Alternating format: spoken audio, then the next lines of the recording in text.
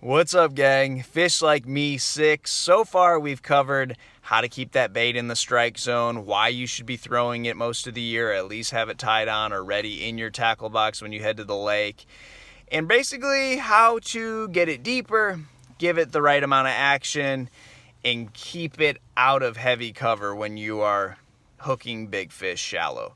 So we've covered all of that. Now let's get a little more technical on the hooks, because there's a bunch of different sizes. It can seem overwhelming, and learning to throw them with the right hooks is very important to getting more fish from jumping off, or getting fish to the boat and then pulling off, or even fish that just hit your bait and don't get hooked. So it's pretty simple. Now if you go too big on your hooks, you're going to destroy the action of your bait. It's not going to run correctly. But the key to landing the most fish is using the biggest hooks you possibly can that you can get away with. So for me, treble hook fishing, there's 3 size hooks.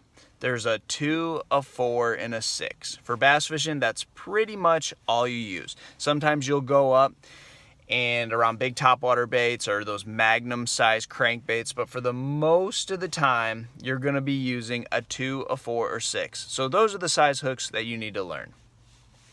For me, as long as it doesn't mess up the action of the bait, you can put a 2 on a lot of square bills and bigger crankbaits. You know, deep diving crankbaits, those bigger plugs. The ones that are about the size of the palm of your hand are a little bit bigger. You can go up to those 2s. A lot of those baits, you have to keep those 4s on it. Those smaller square bills, those medium diving crankbaits. Most of those work correctly with a 4. And since you're going down in hook size, you need to limber up your rod. The bigger hooks, the stiffer rod you can get away with.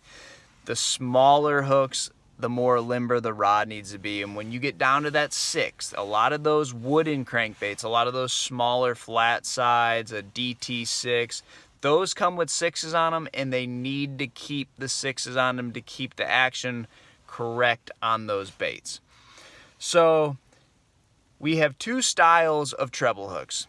There's a extra wide gap, which is a funky looking hook. It's got a real weird bend in it, and then it almost comes straight up to that point. And then you got the standard hook, which is called a round bend. That's been the treble hook forever. It stood the test of time, and that is a stronger hook. So why would I need to fool with each hook? And here's the deal. When you have fish that are really getting your bait, they're engulfing it, when you have to get pliers to get them out, that's when you want to go to an extra wide gap hook, because that hook is going to hold them a lot better. If they're getting hooked really good, that is the hook, because it is designed to hold a fish that has the hook really good. If they're not getting it really good, they're just slapping at it, the hooks are on the side of their mouth, the tops of their heads, the round bend is the better hook, because you need more strength, the stronger hook being the round bend, and you need more bite in that hook, a hook that's open more, and that's the round bend. So here's a few situations where I will go to the extra wide gap. If I'm pausing a bait a lot, you know, I'm deep cranking and I'm crank, stop, crank, stop, and it's the crankbait's coming through and then it's floating up, coming through, floating up. They're going to be able to see that bait really good, and they're going to feel it, see it, and be able to eat it really good. That's when I like that extra wide gap, because if they're getting it deep in their mouth, they're not going to come off with the extra wide gap hook. Another situation would be with lipless crankbait fishing, or something where I'm stopping it and it's falling. I crank, I yo-yo it, it falls, they're chasing it, and then it stops, and they open their mouth and they get it really good.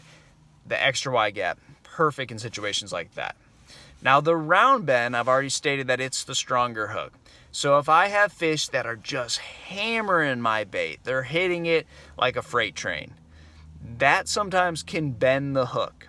For that reason, I only throw round bends on a square bill crankbait, because I feel like square bill is a lot of time a reaction strike, and those sometimes will be your hardest hits. They will crush that bait, and I like that round bend for that style fishing because I need the strongest hook. Again, I stated earlier that the bite of the hook, which just means from the shank to the tip, how much room is there? How much room is that going to penetrate the fish's mouth? And I like the round bend for any time that the fish is just slapping at the bait. If they're not really getting it good, you need more bite in that hook and you need a stronger hook. So those are the two style hooks. Try the extra wide gap and the round bend. Figure out which ones work in which situations. Give that a try, guys, and I'll see you on the water.